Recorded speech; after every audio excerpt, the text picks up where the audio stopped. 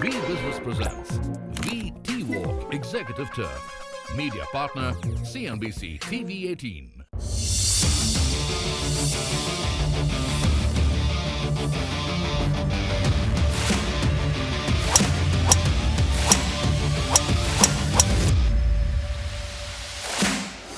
Blending tradition, skill, and prestige. V Business, in partnership with CNBC TV 18, presents the ultimate golfing experience, standing as the pinnacle of the game of golf with industry leaders. A diverse cadre of esteemed industry leaders and passionate golfers will take to the greens, showcasing their talent and mastery while forging powerful synergies between business and sports. Welcome to an exciting new chapter of the 14th edition of TeeWalk. This year, we bring together top corporate minds for a perfect blend of precision, strategy, and camaraderie on the greens. With intense competition, insightful discussions, and thrilling action ahead, there's much to look forward to. Beyond the game, it's a platform where ideas spark, connections grow, and innovation takes center stage. Before we dive in, let's hear from Rorik Kaushal, Executive Vice President of Enterprise Mobility Business, Marketing and Capability, V Business. Rorik, so what lies ahead in the 14th edition of TeeWalk? Thank you, Preeti. Lovely to have you here. Vodafone Idea and V Business have been partners in transformative journey with large enterprises and MSMEs over the years. TeeWalk is the testimony of that foundational relationship that we hold. This is our annual marquee golf event across 3 cities. The idea is to bring industry leaders together over a game of golf and celebrate the partnership on this. The format of the game actually is the Texas Scramble. The format of the game actually works on collaboration and works on each other's strengths in order to have a great day at the game. The idea came to reality 2 years ago. When we got the industry leaders together, I think it was important for us to also share thoughts and ideas and how the leaders are seeing India in shape and facing those upcoming challenges and opportunities. What we do in this 2-episode series is that we basically cover topics which are integral to the Indian industry. 2 topics that we will definitely talk about this year is on cybersecurity and AI. AI, everyone is talking about the buzzword. But our questions will be far more deeper, talking about, is India Inc. ready for AI?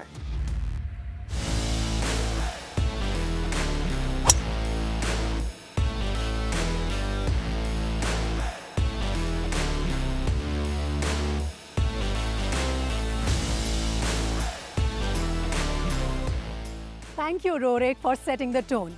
So the 14th edition of TeeWalk unfolds at the iconic Classic Golf and Country Club, which is also the country's first ever 27-hole signature course, setting new benchmarks in the country's golfing landscape. From here, we make our way to Prestige Golfshire Club in Bengaluru, which is the city's top golfing hotspot. And finally, our last stop will be in Mumbai at the Bombay Presidency Golf Club, which is known for its historic legacy and challenging fairways. And on these golf courses, India's top corporate leaders and bureaucrats will come together not just to compete, but to connect, collaborate, and forge new opportunities. With discussions outside the boardrooms, but amidst challenges and camaraderie on the greens, TeeWalk is back this year, bigger, bolder, and more electrifying than ever.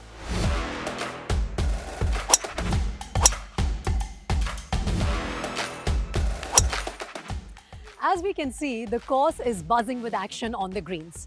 But before we dive more into the 14th edition of TeeWalk, let's head to the executive turf for a panel with industry leaders not inside the boardroom, but on the greens to discuss proactive security, the roles of governments and enterprises, and also about the evolving responsibilities of security leaders.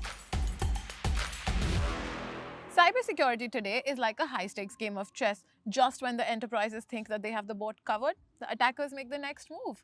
With cloud vulnerabilities and evolving threats beyond data, leaks, and outages demanding new-age strategies, enterprises need cyber resilience and not just reactive measures. And as executives swing on the course, be it business or golf, strategy and camaraderie shape the future of the business. We now have a panel to discuss cyber readiness, the next business imperative that will explore proactive security frameworks and the roles that the government, enterprises, and security providers are supposed to play. We will also discuss regulations, compliance, and the evolving role of executives and thought leaders. So, welcome everyone to TeeWalk Executive Turf Season 2. So, I have with me here today Mr. Vinayak Godse, Chief Executive Officer, Data Security Council of India, Mr. Arvind Nevatia, Chief Enterprise Business Officer, We Business, Guido Kroc, Vice President and Senior Partner at IBM, and Mr. Alok Shankar, Group GM, CISO at Dedicated Freight Corridor Corporation of India. Thank you so much, gentlemen, for joining us today. So, Guido, let me start by asking you, how would you say cyber threats have evolved over the period of time, and what are the immediate challenges that we're facing today? Yeah, without a doubt, the importance of cybersecurity has increased tremendously. Digital transformation and our digital footprint, and that's the attack surfaces that we have expanded tremendously, and therefore we are vulnerable. Right, the people, the companies need to step up their game when it comes to protecting not themselves but also their clients from the cyber threats. I mean, the sophistication of the attacks has increased. The cyber criminals and even nation state attackers have very sophisticated means of attacking, and that is causing a threat, and that is something that companies need to step up to prevent accidents to happen. Well, definitely there is need for stepping up to meet the sophistication that the cyber criminals are reaching. So, Arvind, that's what I'd like to know from you. Because at Vodafone Idea, what is it that you do to protect your consumers? But also at an enterprise level, what are the kind of solutions you provide? Look, I think cybersecurity has been important for a telecom service provider at all points of time. But the recent focus on spam and scam by the wider public has really brought this topic to the fore. Like any telco, we have a vast footprint that we have to cover, thousands of endpoints, a lot of network assets. Add to that mix, we have to work with law enforcement agencies, Ministry of Home Affairs. So we, of course, have a very secure and very sophisticated architecture. We are working with leading global partners like IBM, Fortinet, and many others. We use almost 40 plus threat detection technologies at this point of time. We are ISO 27001 certified, and the only telco currently who's also 701 certified, which is about privacy information systems. So we believe at Vodafone Idea that any network quality experience has to be a secure experience. So while the focus and the attention has really flared up in recent times, we have been working in the background on this for many years. Right. Like you said, there's also a need for regulations around the way you work. So, Mr. Godse, I'd like to know from you, because regulations are something that shape businesses, not only to defend themselves, but also to grow, like Arvind said. What are the key policy interventions that you have noticed that have sort of reshaped the narrative, and also what are the kind of policy interventions that are needed? So, if you look at regulation-wide, so one is a sectoral, and we see that momentum happening. RBI certainly led in this, and now we see SEBI, IRDA, and telecom sector definitely had been very forefront of this regulation. And recently there was also draft guideline by telecom sector on cyber security. So, because we have come to this level where vulnerability got exposed for a one movement is likely to get exploited, basically, right? And that's why sometimes regulators are worried about, and especially in telecom sector for that matter, if something goes wrong there could have a lot of larger national ramification, and that's true with a lot of critical sector organizations as well. So one is cyber security, but the ramification of that to the national security has also made it a lot of these national cybersecurity architectural arrangement in the country. So we have almost 5-6 agencies at national level which are regulating cyberspace, and now there is a clarity as well. I mean, recently Government of India brought this clarity between what is the role of MIT, role of DOT, role of MHA, and more importantly the National Cybersecurity Coordinator's Office as well, right? And there is a more important recent development on data protection side. The bill got into Act in 2023, and now draft rules are coming in. So we see a lot of stringent and very specific, very nuanced level of regulations coming on one hand. On the other hand, we see the challenges of volume and velocity and complexity at which the cybersecurity has to be managed. Right, like we are keenly watching out for the personal data protection bill, but there's also a level of nuance when it comes to cybersecurity when we go into individual sectors. And since we have you here, sir, tell us about how critical infrastructure comes into play in terms of logistics. How do you plan to maintain, and what are the challenges that you sort of inherently face? You have critical infrastructure. Most of the operating equipment which is there is purpose built. It has very less compute, very less memory. In any cyber security was never thought as a design parameter, as even as a consideration when planning critical infrastructure. So when cyber security or vulnerabilities come into the fore, critical infrastructure emerges as the most vulnerable piece in the whole thing. Given the ramification that it has, bringing down a critical infrastructure that it had, so bringing down the economy itself is the biggest challenge. So cyber security and critical infrastructure is largely being driven by the same set of OEMs. The easiest solution that people say, patch up your infrastructure. I can't patch an infrastructure on the move. Business can come down straight away.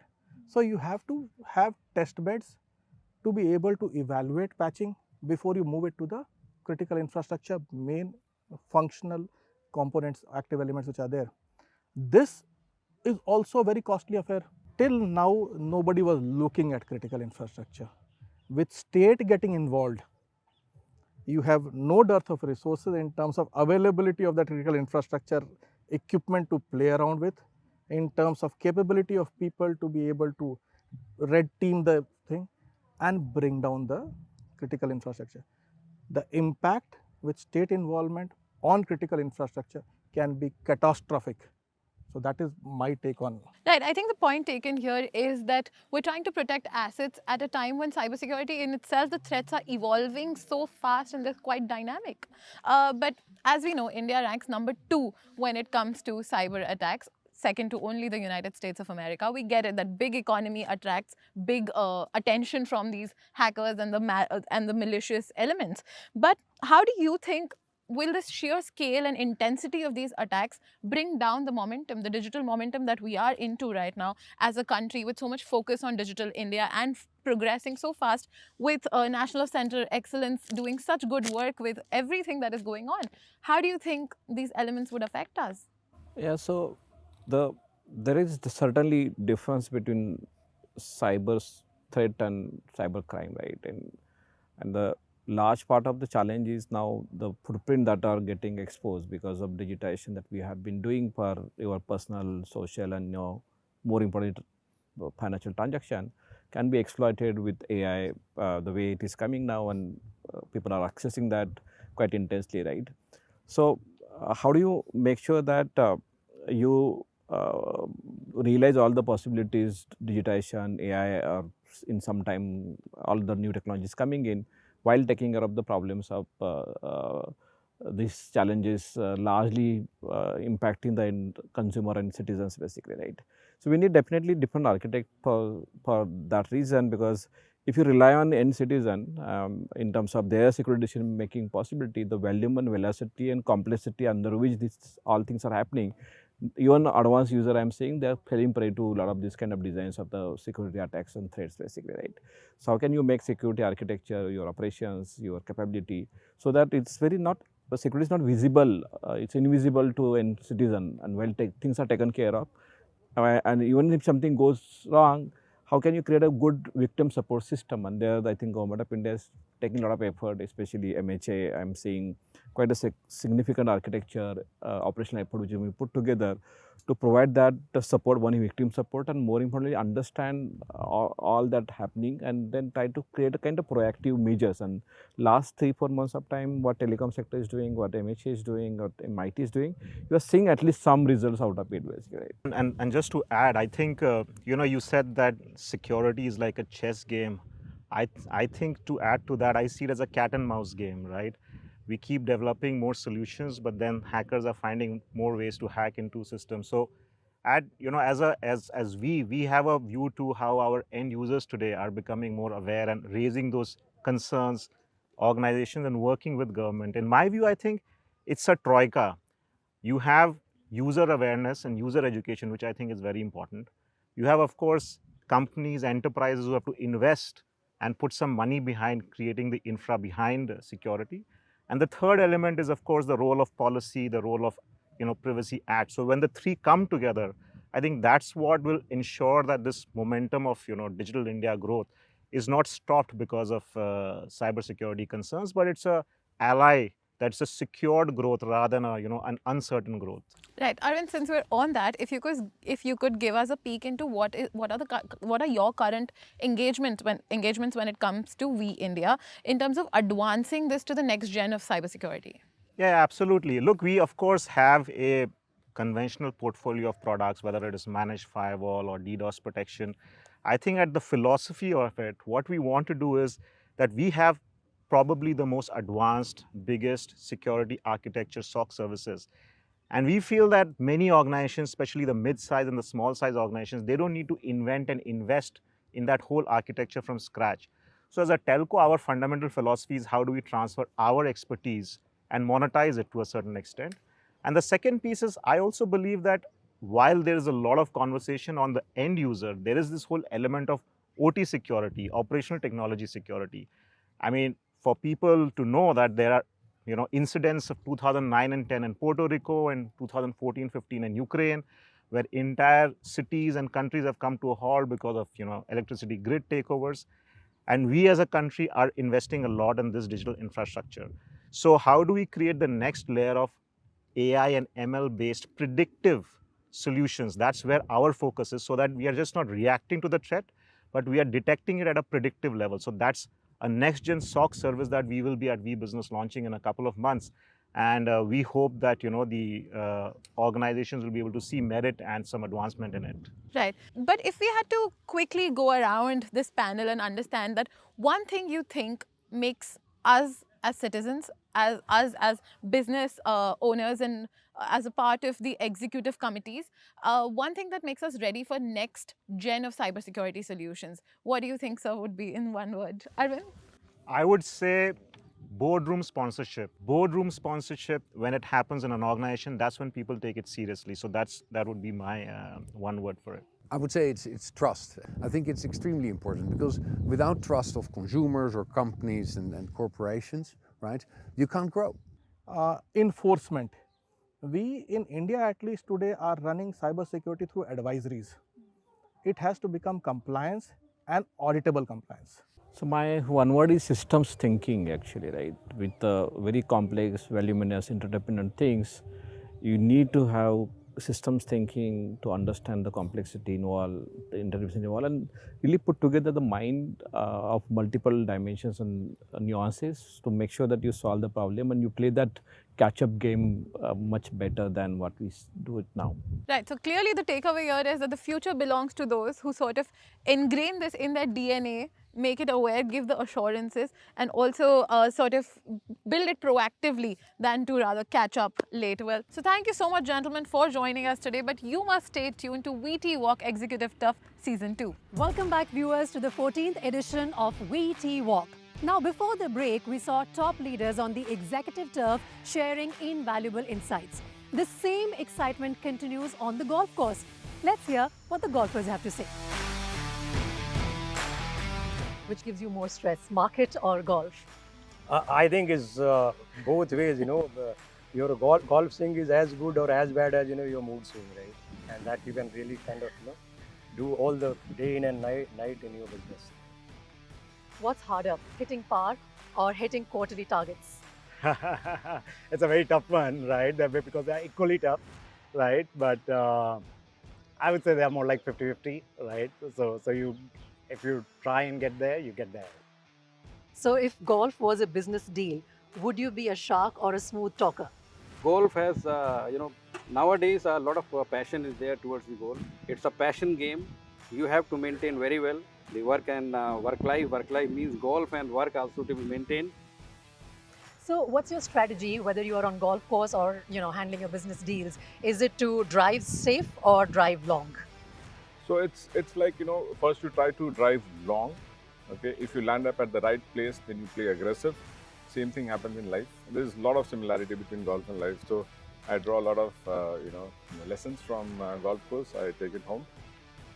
from a businessman's point of view, what is more difficult, hitting par on golf course or hitting your quarterly targets? I think hitting par is difficult. Okay. We've got a team to do the business for us. In bureaucracy and on golf course, what are the similarities? Bureaucracy is just a profession, and golf game is an amazing experience, and we all find that it is just a manifestation of life. What all we experience in life, there are ups and downs, and you hit a bad shot if you don't concentrate well. Similarly here also, and therefore as they say that golf is a game of meditation, you have to you have to immerse yourself in the game, and that's how the game is. And I want to know your thoughts on TeeWalk and how was your experience today? In one word, I'm completely amazed by the kind of event planning and the structure and the organization, how it has been managed. I've played a lot of such events in the United States, and I can say this is right up there. So my final question would be, I believe there are a lot of takeaways for both corporate leaders and bureaucrats from golf course. For you, what would that be? See, what golf teaches you, it teaches you to be humble. It teaches you to identify your limits, and it teaches you that there is always a next where you can do better than what you're doing. Thank you very much to Vodafone and you all for organizing this wonderful event. Thank you, sir. Pleasure. Thank you. The Delhi round unfolded as a perfect blend of excellence and competition. A true testament to the captivating allure of golf. It was an enthralling experience where precision met synergy on the challenging fairways. The event reached its zenith with the recognition of winners whose unwavering determination embodied the essence of the prestigious TeeWalk. The 14th edition of TeeWalk was more than just a title or a trophy. It was a celebration of resilience, sportsmanship, and unity.